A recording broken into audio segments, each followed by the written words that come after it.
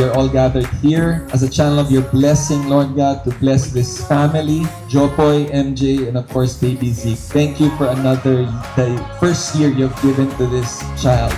All we need is just one spark. We can do anything now. It doesn't have to be so hard.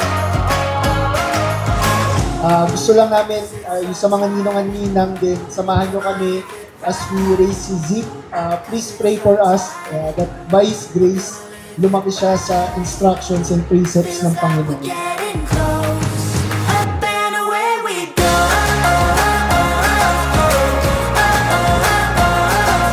Feel that good life taking hold. Up and away we go.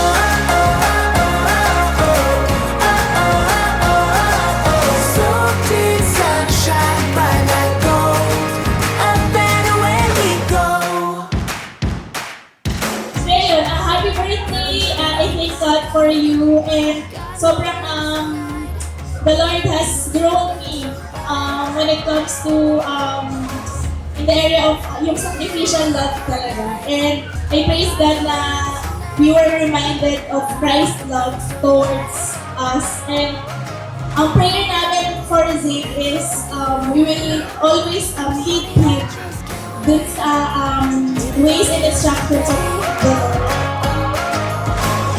Isa lang yung prayers namin sa kanya tuwing mag-pray kami mag-asawa. Yung isa lang, yung magkaroon siya ng malalim na relasyon sa Panginoong Jesus. Package na yon.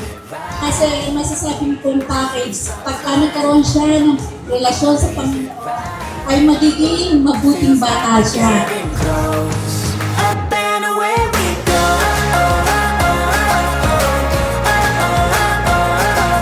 Feel that good life taking hold. Up and away we go.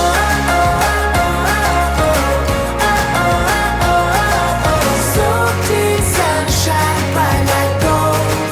Up and away we go. Maraming mga puro-puro sa mundo ang maririnig kapag lumaki ka. Pero I want you to listen only to the voice of the Lord and mababasahin lang natin yan sa Biblia.